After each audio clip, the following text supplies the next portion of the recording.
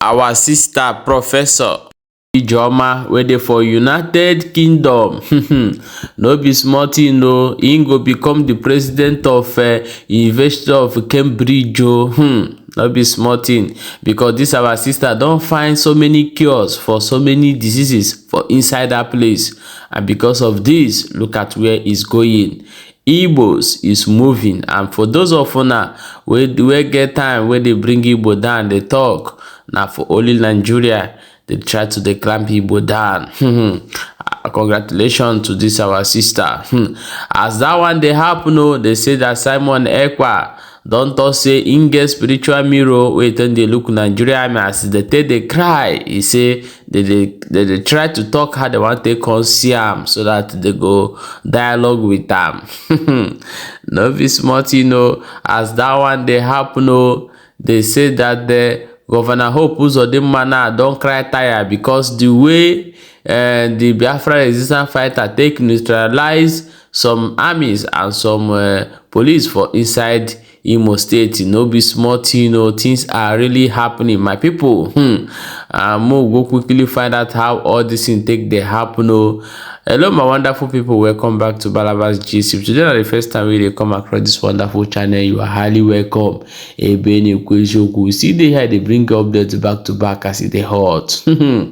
My people know as it dey hot, now we see they here, they bring you update.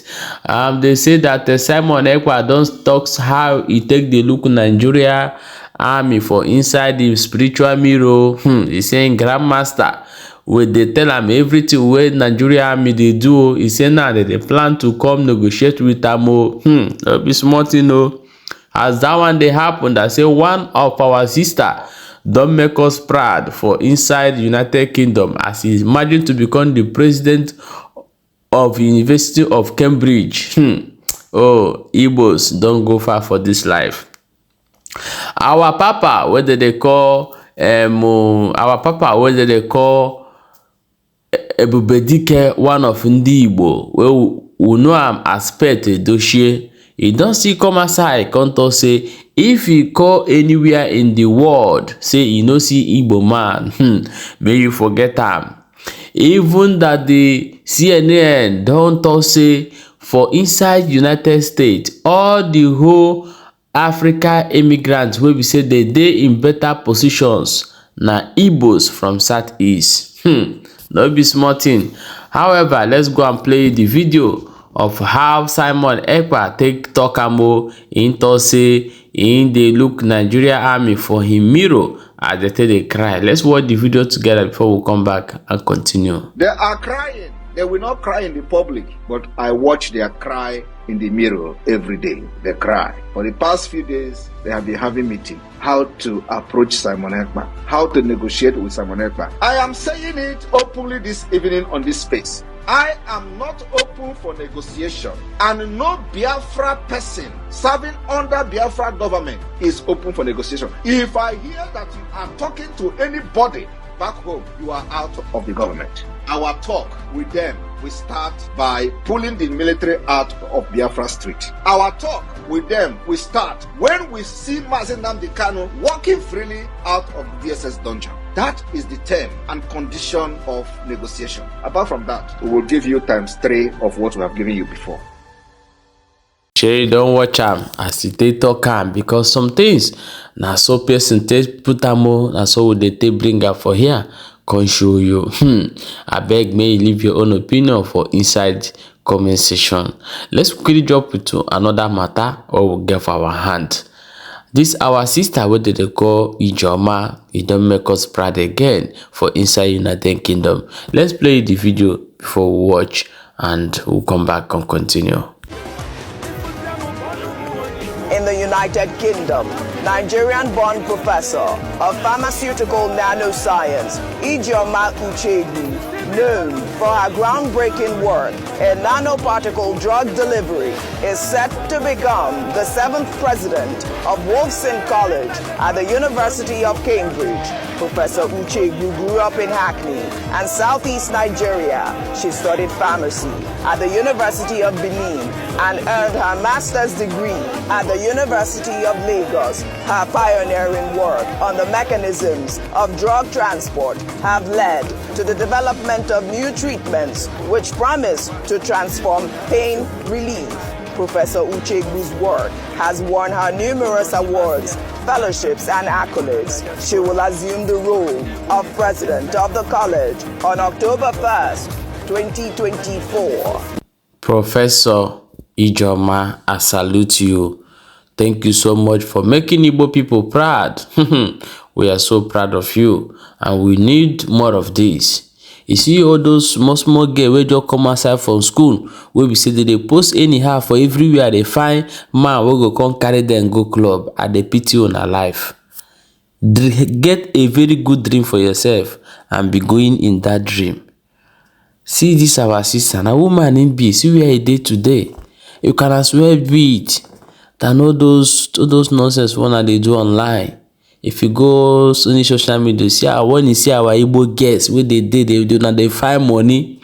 Oh God, may God have mercy on you people. However, let's proceed and go to the next matter where we'll get for our hand.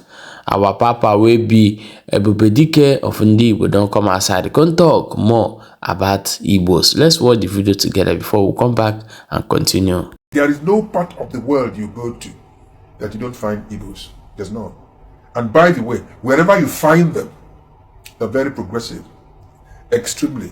As a matter of fact, only a few days ago, it was announced on the CNN that of all the black immigrants to America, the most successful are the Igbos. I didn't write it. The white Americans themselves wrote this. That the Igbos are lecturers in most of their universities, they're doctors in most of their hospitals, they are their civil service. Oh yes, of course, yes. Emma Agwali Philip is a wizard in computer electronics. He's an Igbo man. As a matter of fact, we all schooled together at St. Patrick's and Teresa Zaria. He was our junior. Philip was not a particularly brilliant boy. No. His brother Francis was my own classmate, not Philip. But Philip had grown into a genius. You can't take it away from him. Yeah, my wonderful people, welcome back. As you don't watch that video, no be smart, you know. Sebi you don't watch them, you don't hear them for your own mouth again. Anywhere where you go, you must see an Igbo people. That's so it be. Let's quickly jump into the next matter where we'll get for our hand. They say that the Biafra Liberation Army and resistance fighter don't neutralize so many Nigeria today. Collect their kala will now be weapon and also collect their granite to join them. We will show you the video, but you guys will show you the video. No go too long. May you watch waiting they show us in addition that they collect from those policemen as well. Okay, let's show you the video before we come back and proceed.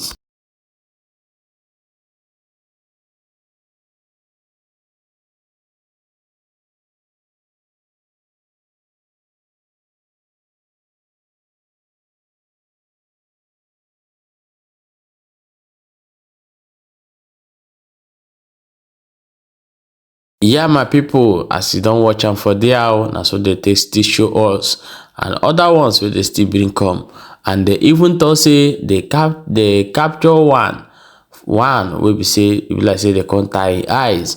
We will still see them for picture for here.